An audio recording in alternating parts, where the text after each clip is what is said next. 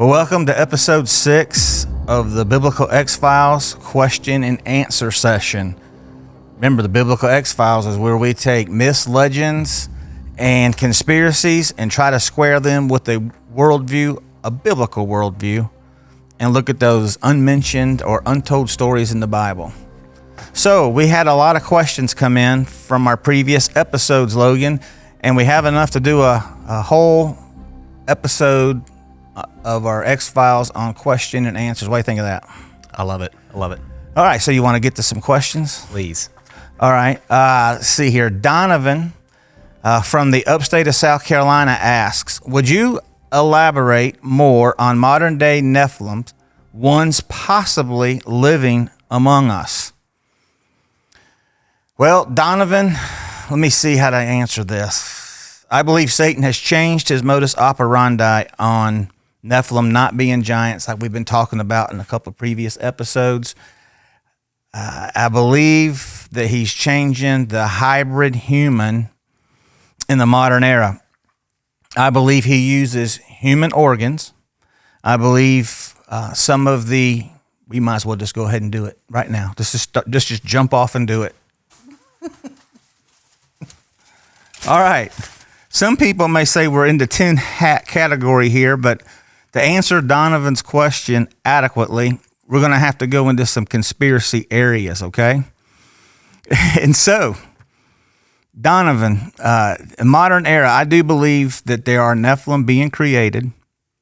I believe they're being created in another dimension. And I believe that they're harvesting human organs to do this in an artificial womb in another dimension. Some people will call this alien abduction. Dr. Jacobs' book is full of it. Some people, like me, call it Nephilim. All that cattle mutilation that people call a hoax or say, why would they do it?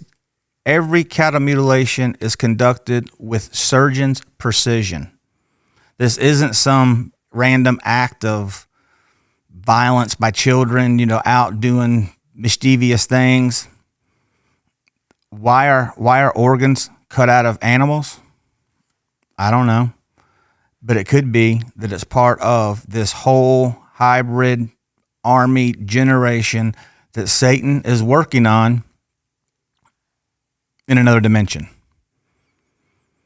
Now, these hybrids are growing up in another dimension. Right now, the ones that are born in through this artificial insemination are growing up in another dimension.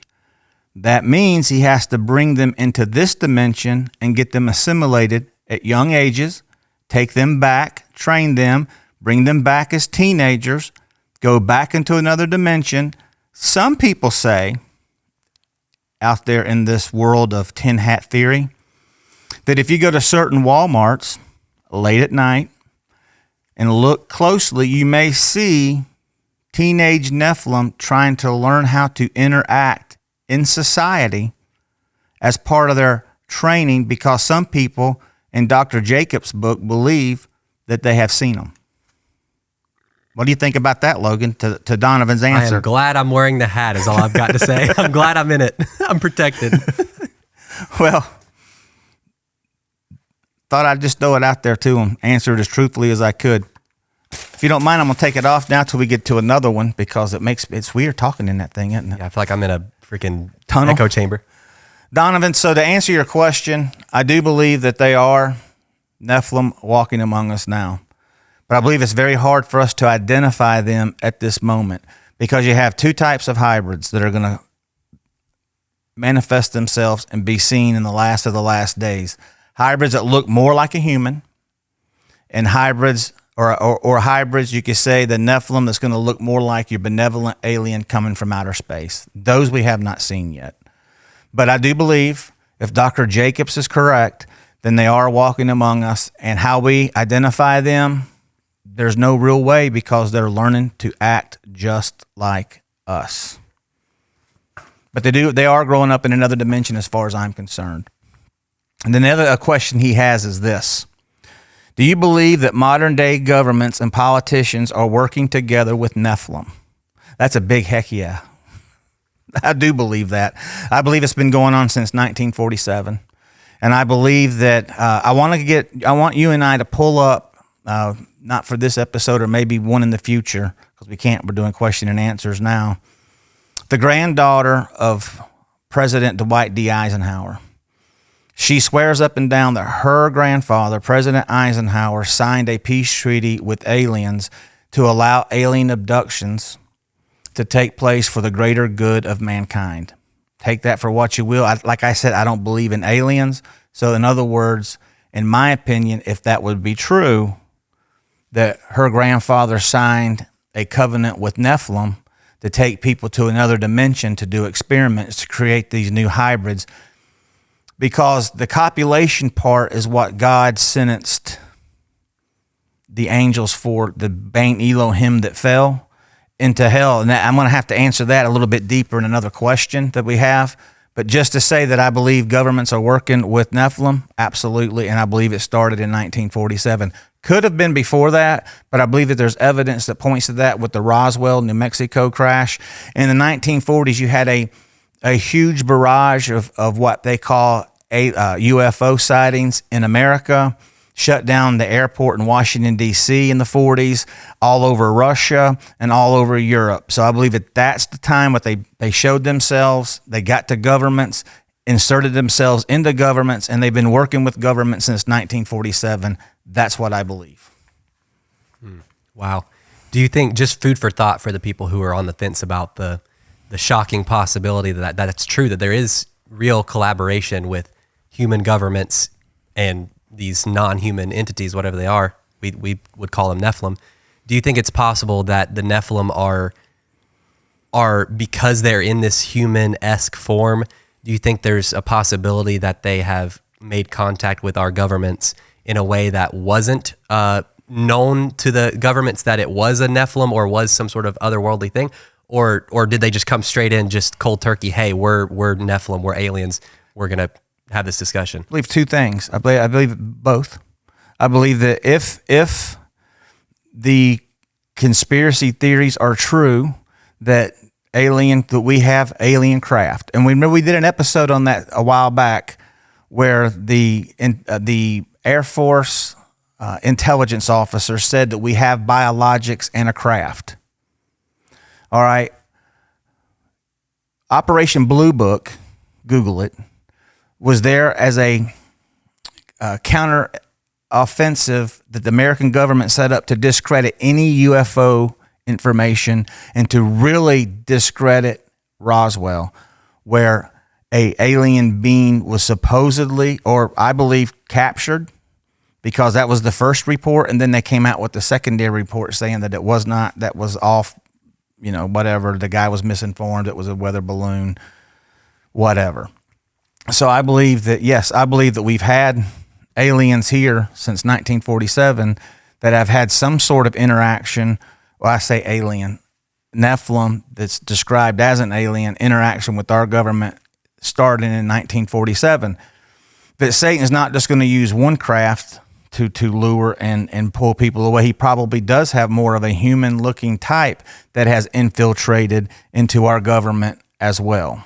Yeah, I mean, I think just to make it a pill easier to swallow for some people who may think there's no way that the government, any government, not just ours, but any government would knowingly and willingly participate and communicate directly with these beings if they were known to be non-human, and that not somehow spill out. So I think a easier pill to swallow could be, these creatures are cunning and they're part of Satan's design to actually deceive us. So the same could be true for government. Now, granted, obviously we'd like to think that our intelligence, officials and our government are equipped enough to handle, deception, but really, if you don't want to believe something, you won't believe it. And on the contrary, if you want to believe something, you will. So if these people that aren't really people, Nephilim, come in with an intriguing offer, but the I guess the exception is don't ask questions about what we're doing, where we're taking these people, then if the offer is compelling enough, I think anybody, even skeptics of this idea, right, of this whole idea that there is collaboration with aliens, with Nephilim, the people who are skeptical of that, they, I'm sure, at the very least, recognize that government, leadership, people in power are usually the types of people who would turn a blind eye to some suspect looking behavior activity if the deal makes sense. So it's possible that they knew, exactly who they were speaking with, but I think maybe it's more likely, or it's also possible, that they were talking with what they believed to be other humans. That, whether it be fake, American citizens or whatever country, is in question, they could totally have faked some sort of situation to gain the trust of our officials, or it could have been a direct, hey, we're aliens, we're Nephilim, just to let you know this is our agenda. It could be either one of those things. Maybe they came in as humans first, as a hybrid, and just looked like a human and gained confidence, and then they were the ones that kind of paved the way for the actual Nephilim itself. But the Nephilim, looking like your benevolent alien, the little grays that they've put into our minds, that you just kind of think are there already, that's what I believe will show up in the last of the last days. I believe that that's what's going to be called the alien, which would be Nephilim. So yeah, to answer Donovan's question, I believe that our government, and I believe the more powerful governments, maybe even some third world governments, have been in contact with Nephilim. I do believe that. Now, Sam in the upstate of South Carolina asked, "What happened to giants? Why are we not seeing any remnant today?" Well, you may see some slight DNA, and like Andre the Giant. Remember that wrestler who was like a million, he was big. And there's other like circus type, they call them circus freaks, Yeah. Back in Ringling Brother, back in the 20s and 30s, these giant people, they could have like a small Nephilim gene in them. They may not, but we don't see giants like we did before, to answer Sam's question, because I believe that Satan is changing his modus operandi. The giants really didn't work to facilitate his plan of corruption, of counterfeiting, of contamination. And so now he's switching over to a different type of Nephilim that will be smaller in stature, but be just as strong, and it'll be just as intelligent. And so that's why we probably don't see giants today, and it's probably why we won't see them as we move into the last of the last days. We'll see a different type of Nephilim. But once the rapture takes place, I will believe you will see those more 8-9 foot tall Nephilim giants will be part of Satan's army that he will have. Because I believe about 2,800 years ago, you can find evidence that we'll get into later, and I'll tell you about, that Satan started to change the way he operates, the way he wants Nephilim to operate, what he wants the offspring of Bain Elohim to look like. And so, and we'll get into what that evidence looks like at the end of this episode and maybe down the road. He also asked Sam in the upstate, "Do you think our understanding of history as written has credibility?" Not really. If you're going to exclude giants from the narrative, if you're going to exclude other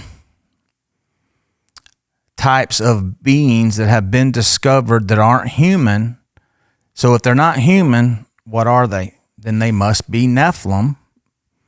Then no, because that would rewrite history as we know it. It would even change Darwin's theory of evolution. There's a lot of stuff at play. That's why they have to keep giants. That's why they have to keep these other creatures really written out of history, because they're not going to go and they're not going to rewrite it. Because Nephilim giants inhabited North America long before the indigenous Indians found this land. So that right there is a rewriting of history. And that's not just here. You have to rewrite world history as well. So no, they're not going to ever do that. And yeah, I do believe that they won't history as we know it has some holes in it. Now this question here is from a guy named Leon, and we don't answer his questions. Sorry, Leon. No, sorry. And so this next question is from John in North Georgia. I'm going to just read you the question because it's kind of a statement with the question in it, and then I'm going to address his thought, so to speak. The question that comes to mind is about Nephilim and the great apostasy. Paul warns Timothy and the Thessalonians about? More specifically, do you see any connection to Nephilim and the woke ideology being pushed so heavily in these days? I have been thinking that this woke stuff may very well be one of the main things used by Satan to distract the world, even the church. What are your thoughts? Well, I have to say, John, I never really considered wokeism and cancel, the cancel culture that everybody, you can't say anything or you get canceled, as something that could play into Nephilim and the last of the last days. But then as I thought about his question that he asked, I started thinking back to what Jesus, when he's telling his disciples in Matthew 24, what the last of the last days are going to look like. Because remember, his disciples aren't asking him, hey, what are the last days look like? They're asking him specifically, when you look at the Greek in Matthew, what does the last of the last days look like? That Greek word Simeon, what is that last guidepost into the city? What's it look like? And first thing Jesus says, delusion. And Paul does talk about delusion to the church of Thessalonica, but he really hammers Timothy as he's pastoring that church in Ephesus and gives a great description of what last of the last day delusion will look like. And when you look at that, and we need to dedicate a whole file to delusion on how Paul describes that, because it will just be eerie when you see what's going on in our world today. But I do believe the delusion and the wokeism and the council culture will kind of play into making you accept Nephilim when they get here. I never would have thought of that until he asked this question, but I could see that it's very plausible that wokeism will play a key into the acceptance of Nephilim, because if they're going to make you accept a 6'6" boy playing girl sports, then I'm sure that they're going to make you accept Nephilim when they show up, because it's straight up and down delusion. So yeah, at first I didn't think that had any really merit, that question, until I thought about it and considered it. And I think that it's plausible. What say you? Oh, definitely. I mean, I think that example you made with the men and women sports, this isn't a political show, obviously, but that is something that you can't help but consider how preposterous that is. The idea that men and women are physically equal is to deny just basic observation, just basic, not even scientific observation. You don't even have to have a microscope to see that genetically speaking, men and women are different. And so if we can convince ourselves of that lie, what other sorts of odd, physical characteristics are we willing to overlook, or, basic truths are we willing to dismiss for the sake of acceptance, for tolerance, for what have you? Hey, before it's over, people are going to want to be identifying as a Nephilim. If they want to identify as a cat, they want to identify as a dog, they want to identify as a whatever, then eventually they're going to be wanting to identify. I don't think that's as eventual as we would like. I think it's already here. The wokeism's here, and it's really destroying, it's fragmenting our country. And I think it could definitely play a role in the acceptance of Nephilim. So yeah, to answer his question, John, in North Georgia, I believe that it can play a role in that. This question is from Deb in the mountains of South Carolina. Do we believe that Nephilim will be a part of the attack on Israel during the tribulation? Well, yes, I do believe that. In Revelation, it details the Antichrist has armies, not just an army, armies. It's a plural of the word. And the reason why it's plural is this. People fail to understand that we all know that Satan can't be more, and he can only be at one place at one time. He's not our God. He can't be everywhere all the time. So he has to break the world down. And when you look at the imagery in Revelation, you'll see that he breaks the world down into like Roman provinces back in the first century, which is, when you look at Daniel's statue, and it shows that the rebirth of the Roman Empire, and that's what's going to be the 7 weeks, the 7 years he calls it 7 weeks of Daniel. It's the 7 years of the tribulation. Then if it's going to be a rebirth of the Roman Empire, then you have to understand that there's going to be a lot of similarities of the Roman Empire just with the modern spin. And one of those are going to be provinces. Now, how that's going to be broken down through the world, I don't know, but there's going to be individual governors of those provinces that work directly for the Antichrist, and they will have armies to control those districts. But think about it. These are men, the Holy Spirit has been pulled back, and these men are evil. They've already taken Satan's DNA as part of 666, which we'll get into in another file way down the road. But that's part of the 666, is Satan's DNA being inserted into people during the tribulation, as far as I'm concerned with how I interpret Revelation. So these men are going to, why wouldn't they want to take over? Why wouldn't they want to launch a coup d'etat? Why wouldn't they want to go rogue from the Antichrist, knock him off, and take over and be the number one guy, right? Satan has an army. Armies. The army that Satan has will be a Nephilim army. They will be soldiers that are probably 8-foot giants. They're a human hybrid. They will have what I would call interdimensional weaponry that's not from our world. Spaceships that defy the laws of gravity as we know it. So they'll have interdimensional craft, interdimensional weapons, and all the other armies of the world will be subjugated to them. They will not go against them, and they will be loyal to the Antichrist because they're hybrids. And so his army will definitely play a role in attacking Israel, because they're going to play a role in keeping everybody. Nobody's going to be able to do anything. You're not going to be able to get an army to go against them. They're going to say there's no way we can win, so no. So yes, to answer your question, Deb, Satan will have a hybrid army that he's going to create that will be out during the tribulation, because I believe you can easily insert that into Revelation's imagery, especially when you look, I think it's chapter 9, where you see these description of these locusty looking, John, remember, is describing something the best he can, because he's using his first century imagery. But if you think about what Nephilim looks like, you can see that that's probably a Nephilim army that's coming up out of the pit to help Satan, and that's going to be his army, and they're going to unleash havoc on the world. So yes, Nephilim will play a role, in my opinion, in the persecution and the chasing down and the destruction of Israel. Anything on those? Let's keep moving. Any questions from y'all on it? Does it make sense? All right, now we're going to get into some questions that have come in from a couple people who are ask several questions, and they ask in-depth questions. So we have 4 questions from Joey in the upstate of South Carolina.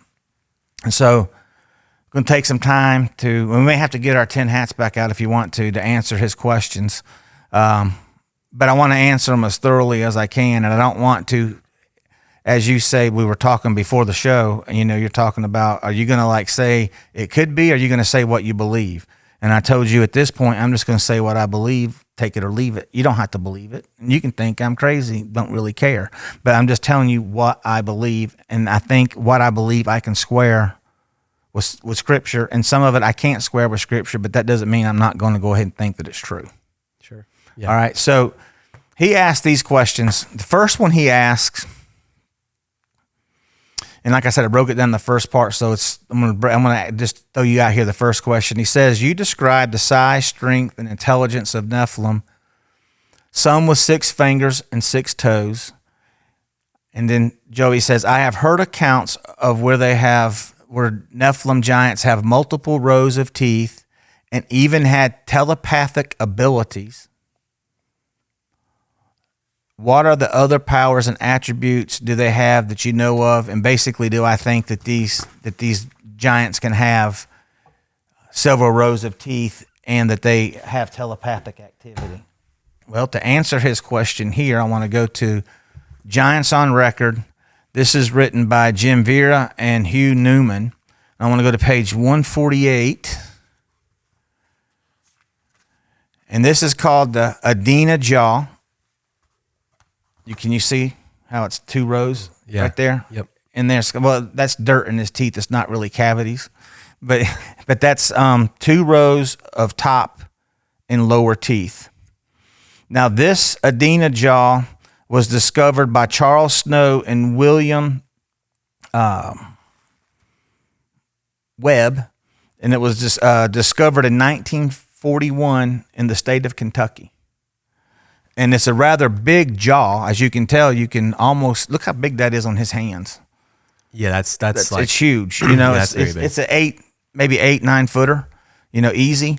Now that's not the only place that double-teethed jaws have been discovered. They've been discovered out on the West Coast, and they've been discovered in South America. They've been discovered in Mexico. And if I'm not mistaken, I'd have to look back through that book, another book that I have. I'm quite confident that they were discovered in Europe. If I'm wrong, then we'll just do a caveat on the next show saying that I was wrong. They weren't found in Europe, but I'm confident that they were. So they're out there. It's something that is quite common. I believe that the double rows of teeth were used by the cannibal Nephilim. Easier to crunch bones, easier to get through the tendons, easier to get through the muscle if you're going to eat a human. So, yes, Joey, they are evidence. I just showed a picture. If you want to get that book, you can look at it. The double rows of teeth is something that is quite common. Telepathic. If you read the book They Walk Among Us by Dr. Jacobs, and now remember, Dr. Jacobs is not a Christian author. And he believes in, and when you read his book, all he talks about is aliens. But he has a lot of compelling evidence of eyewitnesses, and the way he keeps the eyewitnesses not talking to each other and not having this information out in the public so people can read it and then make up their own story. The way he did this for years to keep it integrity with it. As a former investigator in law enforcement, I find his investigative methods to be top notch on not steering the investigation the way he wants it to go, and to keeping it objective and not letting red herrings get him off track, but to just keep it objective as he can. And when you read his book, you will think that you are crazy, but there's several things in there that I find very compelling because they're the same across the board, whether they're American, whether they're European, no matter if they're young or they're old. No matter what background, economic background they come from people with postgraduate degrees all the way down to people with no degrees, but they say the same thing and they've never met each other. And when you find a common chord across the line like that, you have to give that some credibility. And one of the things that they talk about is telepathic, being told what to do telepathically. Not talking, but it's a telepathic way of communication. So I believe that at least Bane Elohim, the fallen angels, can communicate with humans telepathically. And I believe that that's also part of the power of Nephilim, since they have half Bane Elohim DNA in them. I believe that they can communicate telepathically, if not with us, at least with each other. For sure. But Bane Elohim, the fallen angels, have the ability to telepathically talk to each other and to humans. So I believe that is a fact. I believe that telepathic abilities do exist, Joey. And what other powers they have, that's a hard one to answer based on we don't have them out with us right now. We have to go back to the books of antiquity to try to answer that, because if Solomon is correct, and I believe that he is, because Scripture is the inherent word of God, and Solomon clearly says that there is nothing new under the sun. By that, he means there's nothing that we're ever going to see that wasn't already done. And so if we look at the book of Giants, if we look at the book of Enoch, if we look at the book of Jasher, we see how they use technology, how they use medicine, how they harness energy from solar, how they solar power, lightning power, how they utilize the zodiac and the lunar lunar solstices and that to garner power. Then they're going to do the same thing. They're going to do it a different way. I believe that they're going to be. I believe Nephilim in the end are going to be the last piece of the puzzle that we need to make quantum computing an everyday household use. And so, yeah, they're going to have all sorts of power, Joey, but to get into it and the attributes of how they're going to manifest that power, it would only be conjecture on my part. So instead of answering on the episode with just conjecture, we can only go back to what was conducted by these Nephilim in the past and look and say that they're going to do that, but on a grander scale in the future. And we know that is shape shifting. We know that is building structures that are just like pyramids that are you can't replicate it with the modern machinery, engineering, survey equipment, satellite image. We can't. They're going to start building stuff like that. They will have the answer to all of our fossil fuel issues. All the people who are out there worshiping the green god, so to speak, the Green New Deal. Well, they'll have your new Green New Deal, buddy, and they're going to be able to give you all sorts of power without having to use nuclear, coal, gas, all that. All that stuff is what they will bring out in the last of the last days to bring the world together. So, probably, if these ships that people talk about, they call them alien ships. These Tic Tacs, these things that defy gravity as we know it, the propulsion systems within these craft that are on video that you can go look at, that the government has on their website, then they will bring those out in a grander scale. If they can teleport, which I believe that they use portals to go into different dimensions, open up. They will probably show you how to do that in the last of the last days, but they also have portals where they can travel between this dimension, not this dimension, but from one place on Earth to another. I believe that that's probably part of the Serpent Mound that were there a couple thousand years ago. They won't have to use Serpent Mounds now. They have a different way of doing that. So, Joey, I think all that stuff can play into answering your question right there.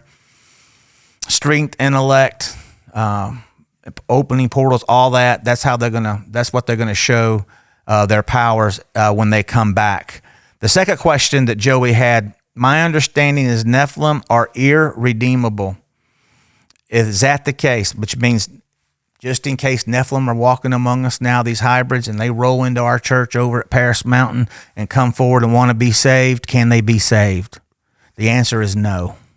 They cannot be saved. And he asked in here, why? Does the unholy DNA have to do with it? And he also asked, do Nephilim have souls? Now, Joey, you're opening up Pandora's box on some of these questions. And if you want me to answer them truthfully, I'm going to answer them truthfully. So here we go. Irredeemable, they cannot be saved because they are in a corrupted image. They are not what God created. When God fashioned human beings out of the earth, when he took and made female from the bone of Adam, that is the perfect image that God wanted for mankind, and that's who he was going to send his son for to die.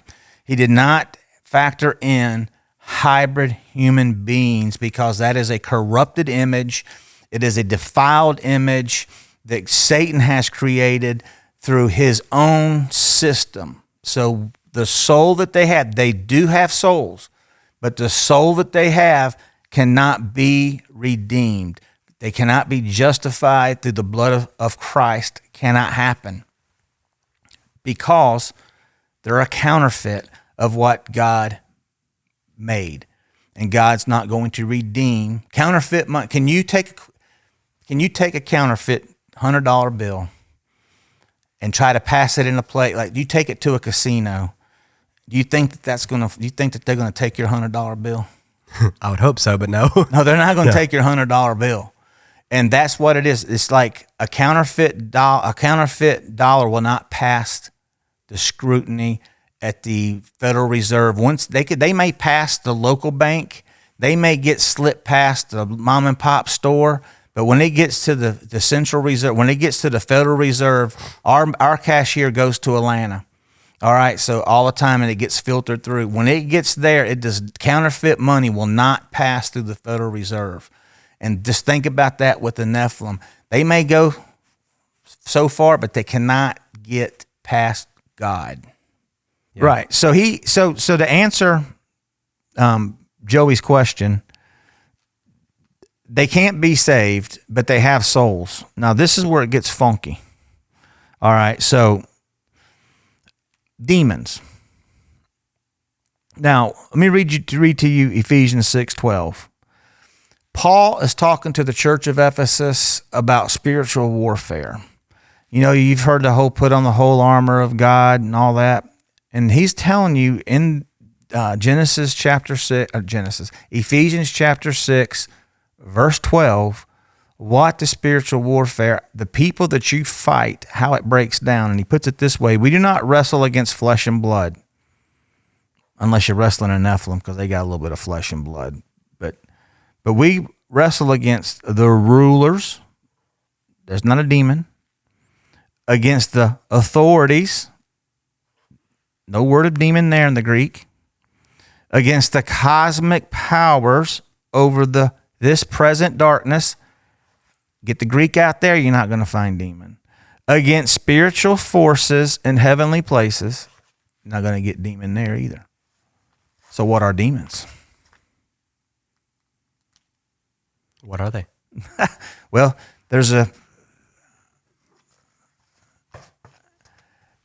there were probably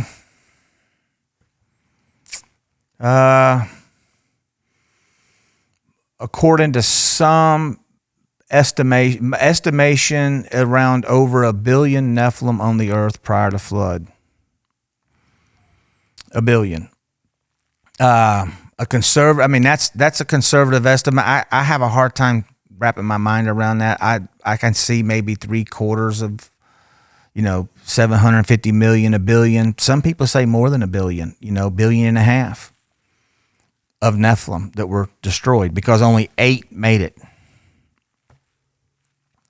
So if that's the case, you would have 8 billion, you'd have 1 billion demons running around, because it could be, I believe that there's a strong case to be had that demons are the disemboweled souls of Nephilim. They can't go to heaven, and they're not going to go to hell yet. They're demons here on earth. Now, all these things here that you see that Paul talks about, you'll never see mentioned as possessing a human being. But you will see demonic possession all through the Gospels. Yeah. All through the book of Acts. Now, why would demons want to possess a human? Could it be that they've already had a fleshly shell? They know how to operate within one. They're just kind of returning back to the way they were at one point. Exactly. That's what they're familiar with. They know how to operate. Now, there have been instances where people who are demonically possessed and they're trying to, and people are trying to exorcise the demons, even in Scripture, they get beat up. They get thrown around and like, well, how come I couldn't cast the demon out? Well, you didn't pray and fast. You didn't do it right. You weren't qualified for it. Casting out a demon is something that if you're not spiritually prepared for it, you just need to walk away, because you're not spiritually Superman or whatever. When we were in Africa, we had an invitation to confront a Suba, which would be like a witch doctor. And after talking with Sherry and I, we talked about it. Should I go do what good would it serve? And I'm not ready for that. Only thing that would come out of it is something bad happening to me. And so I just declined to go and confront that Suba at the time, because this individual had the ability to take off running and turn into a cheetah, grab a line, grab game in the field and come back with it in his mouth. That's what they told me, And so I'm not ready for that. I'd pass on that too. I would pass on that too. I'm not ready for that. So, Yeah, wow. So that sounds Nephilim-esque. I would say Does so. it not? Hybrid, yes. Yeah, it sounds hybrid Nephilim-esque. And so I believe that my personal belief is that demons are the disemboweled souls of Nephilim. Not all theologians agree with that, but there's a lot of theologians that do. And so the soul of a dead Nephilim becomes a demon, and then they cause havoc. And then at the end of the tribulation, they will be cast into the lake of fire, just like all the other demons will be cast into hell, and then they're brought out with all the other souls that are in hell now, and then they will be cast into the lake of fire for their eternal judgment, according to the book of Revelation. Now, is that literal fire or is it imagery? These things I don't know, but I do know this: it's not any place that you want to be. But that's where they're going to go, and that's how that those demons will be dealt with. Now, I find it interesting when Jesus was going over to the area of the Gadarenes, as he's going around the backside of the Sea of Galilee, he encounters a demoniac, or whatever you want to call it, a demon dude named Legion. Remember that story? And everybody's scared of this guy. He's been living in the tombs. He's been living in a cave that contained a lot of dead bodies, and everybody was afraid of him. He caused the impasse for even the Roman government, because people just couldn't travel through that area because they didn't know what this guy was going to do. And so he's like Nephilim strength. I mean, if the Roman military doesn't want to come and fight you, then there's probably something to you, kind of a Nephilim type strength. He was filled with many demons. That's why it said legion. It could have been 10,000 demons in him at one time, if you look at the actual what a legion means, or it could just mean super strength. And when Jesus cast them out, they said, "Hey, our time has not come yet." Now, isn't that kind of funny that a demon would say to Jesus, "Our time has not come yet"?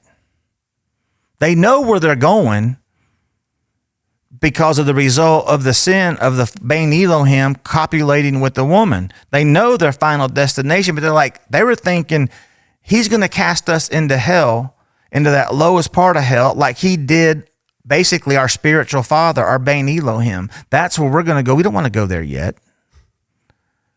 And so Jesus cast them into swine, and they ran into water, which water is not a friend of demons for some reason, Nephilim for some reason, and then from there they bounced wherever they bounced to.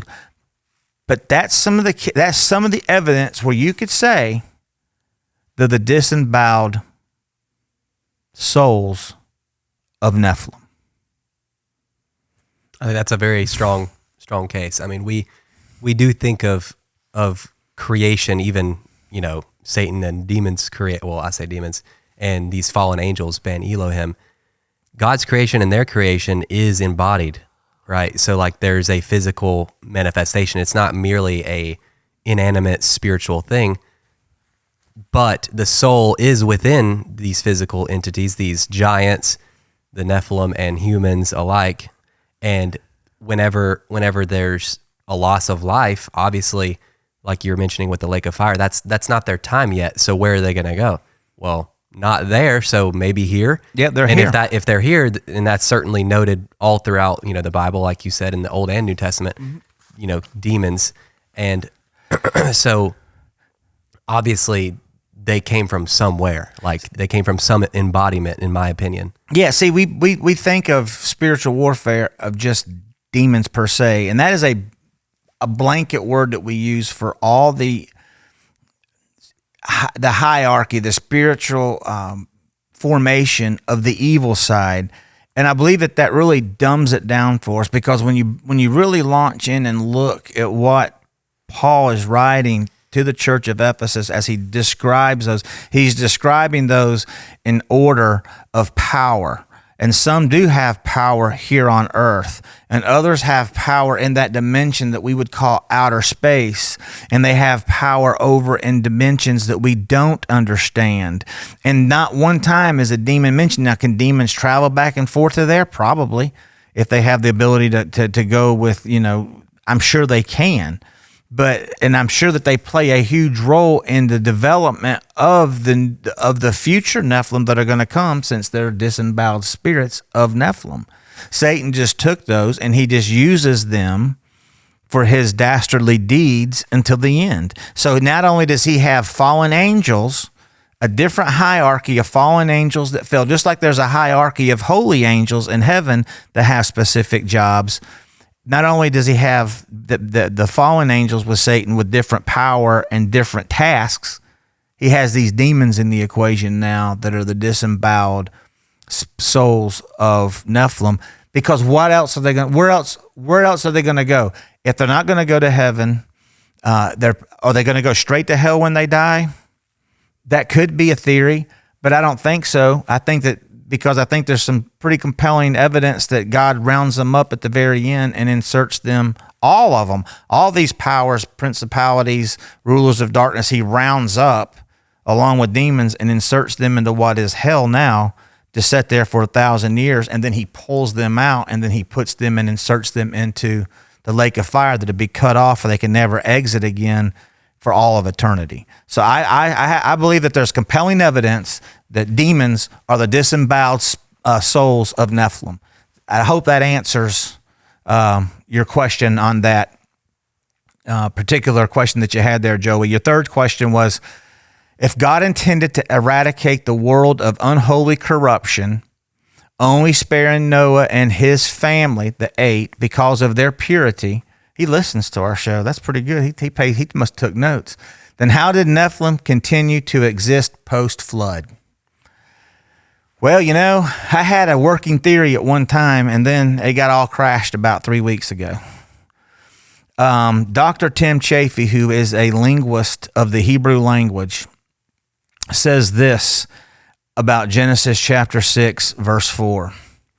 He says, instead of saying that Nephilim existed before and after the flood, it should read, according to the wording in the Hebrew in Genesis chapter 6, verse 4, that it should read, whenever Nephilim makes itself, whenever they copulate, whenever they're produced, however they're produced, they'll be there. So it doesn't mean, I think that the King James translator said, well, if it's whenever, it's before and after.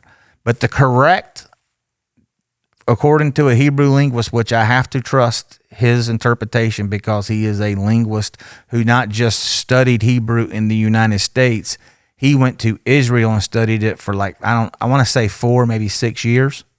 Him and another guy named Hemp did that, and they became linguists of the language and poured through the ancient writings about this stuff in Hebrew to include Genesis chapter 6, verse 4. And they say it clearly says whenever. So what that means is this. So Joey, listen, this is what this means. Whenever fallen angels, so these Bane Elohim aren't just a set. Bane Elohim is all fallen angels. According to Enoch, said there was 200 of them that fell and came down and started doing this, copulating with the women. And that may be or may not be true, but according to Genesis chapter 6, verse 4, and it says whenever, it means whenever a fallen angel decides it wants to do that, it can do it.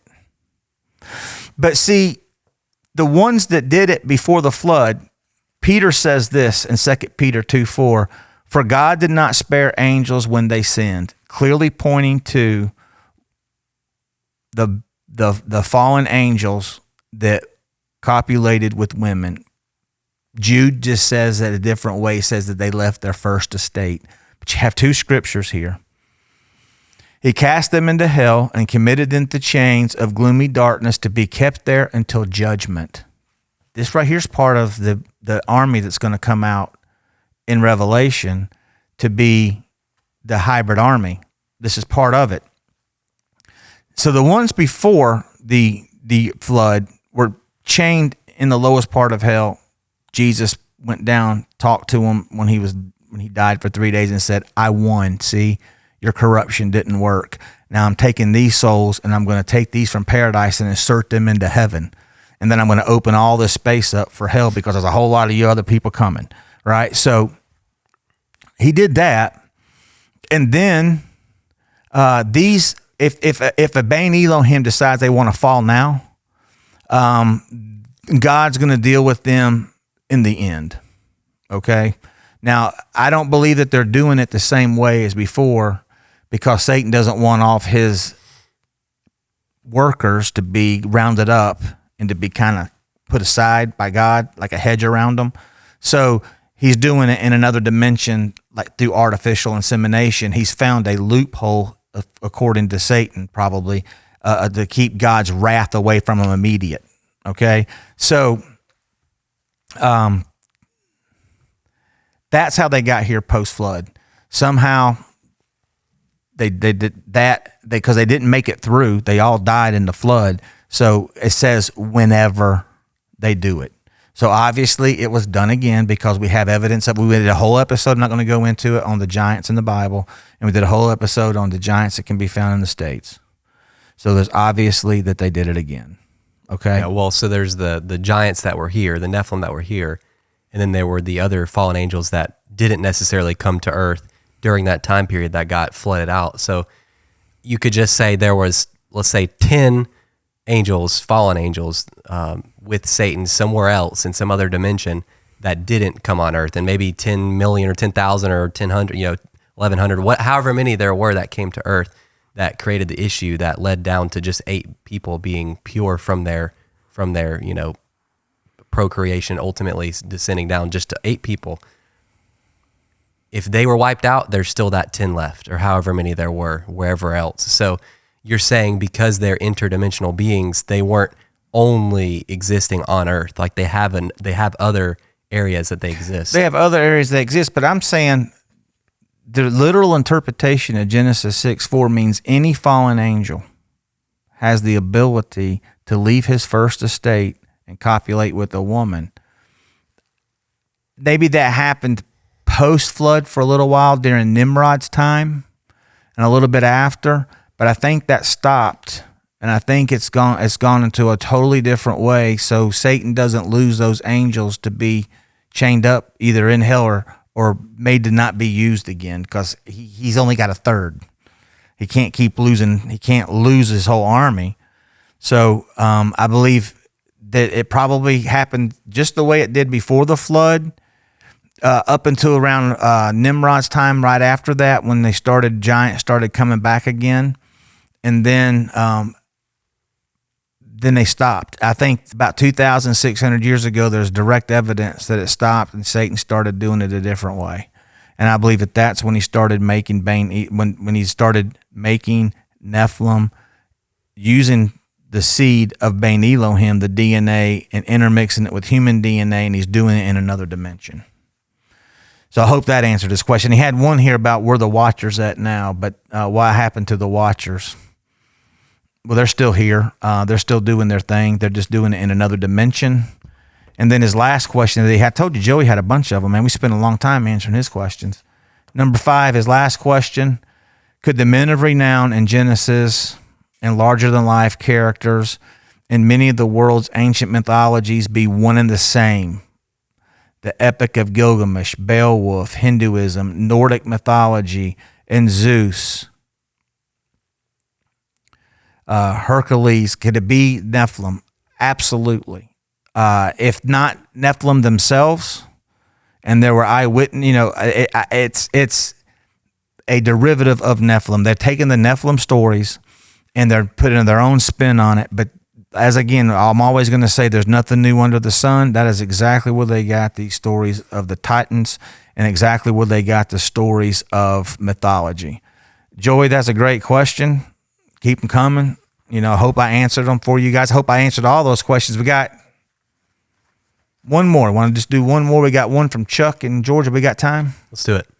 All right. Chuck in Georgia. Chuck in Georgia asks, how do you link the concept of Nephilim created through the union of fallen angels with human DNA to the events leading up to the rapture and their role in the end times? Just like Joey from South Carolina, I'm going to have to break this down just a little bit. So, Chuck, to answer your question, it's not just a singular link. Think of a chain. Think of several links on a chain to make your question come out right. So it's like this. First link, Genesis chapter 3, verse 15, describes the war between the two seeds, the two DNAs, holy DNA and unholy DNA, between the serpent and between the seed of the woman, which shows Jesus. I will bruise your head, which means, Satan's going to lose his power, and the seed of the woman, Jesus, I will bruise his heel. Holy DNA, unholy DNA, that describes the war that we're talking about right there. So you have to look at this through that to understand how this is going to play out in the end times. So if you don't interpret Genesis chapter 3:15 and Genesis chapter 6:4 the correct way, then you're not going to be able to link Nephilim to the end. So that's the first link, Genesis 3:15. The second link is found in Genesis chapter 6, verse 4, that tells us Nephilim, the human hybrids and fallen angels, were on earth before the flood. Just like I told Joey, Dr. Chafee says that whenever this happens, it's going to happen, and they're going to continue, and they're going to continue and continue, and I believe it's going to happen and continue in greater frequency leading up to the last of the last days. Giants were a dry run. Nephilim before the flood was a attempt, because Satan is not omniscient. He doesn't know everything. He has to try. If it works, good. If it doesn't, I got to keep trying. So he's had thousands of years to get it right, and I think he's really honing in on his craft now. So Satan is going to use Nephilim as a tool to corrupt in the last of the last days, just like he did prior to Noah, because, again, there's nothing new under the sun. So how are they going to link this up to the end? The third link is found in Matthew chapter 24, when Jesus simply says it's going to be like the days of Noah. If he was just talking about you're going to be living life, chilling out, and all of a sudden there's going to be a drastic change because the church would be snatched away, then he would not have used it will be like the days of Noah. What were the days of Noah like? Nephilim running amok, Nephilim counterfeiting, Nephilim luring people in with an easier life, luring humans in with technology, luring humans in with medical breakthroughs, luring humans in maybe traveling from one place to another. Nimrod, that mighty hunter, think of this. He was a mighty hunter, and he would gather enough food to feed a couple 100,000 people. He'd go out at night and come back and just have stacks of game, stacks of protein. Where'd he do that at? He had to travel interdimensionally somewhere and capture a bunch of animals and come back, because he would have killed all the animals in that area. You can only feed so many people from those animals, right? And then they started into the genetically modifying them and probably producing more. But it's going to be like that, just like it was before the flood and right after the flood with Noah. When we see Nephilim back, that's how it plays in to the end times. It's like this, Chuck.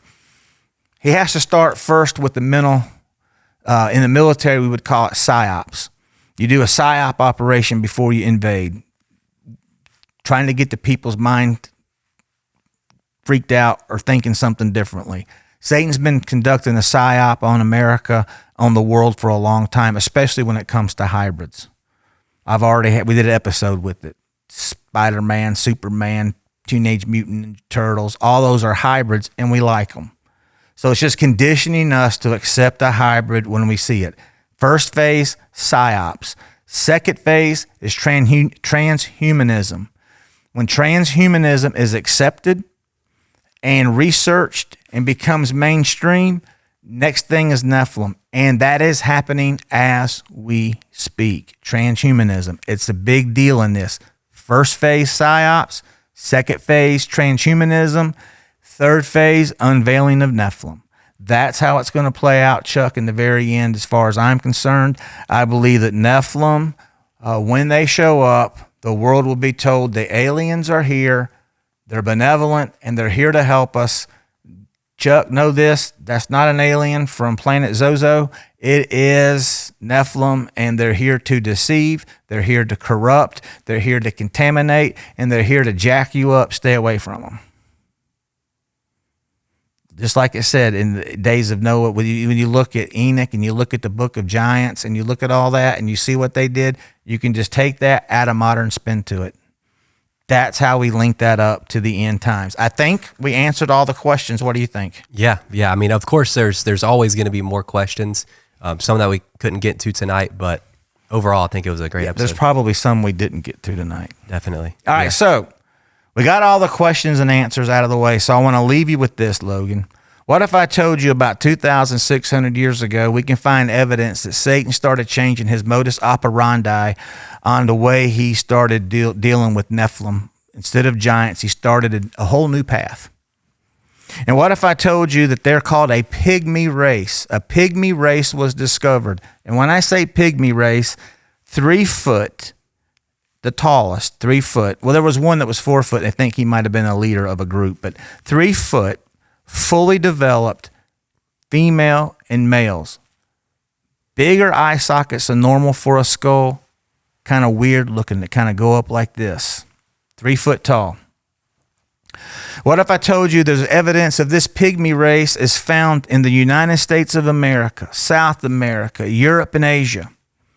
And what if I told you there's a graveyard with over 150,000 pygmy, what they call pygmy skeletons, right over in the great state of Tennessee? What if I told you there's a graveyard of these, what they call a pygmy race, on the western slope of the Smoky Mountains facing the Tennessee state line? And what if I told you the Cherokee Indian call a little pygmy race with big eyes and weird head the Moon-Eyed people? And what if I told you the statue carving from antiquity with the Cherokee Indians looks eerily similar to what we would think of as a gray alien? And what if I told you the skeletons of these little Moon-Eyed peoples, what I'm going to call them moving forward, found in the graves with giants here in America, overseas? Little 3 foot Moon-Eyed people in the grave with giant Nephilim. And what if I told you, I believe that those Moon-Eyed people are the first iteration of what we know now as aliens, but they're truly Nephilim? Sounds like next episode. Next episode, we'll dig into it. Open a file on the Moon-Eyed people.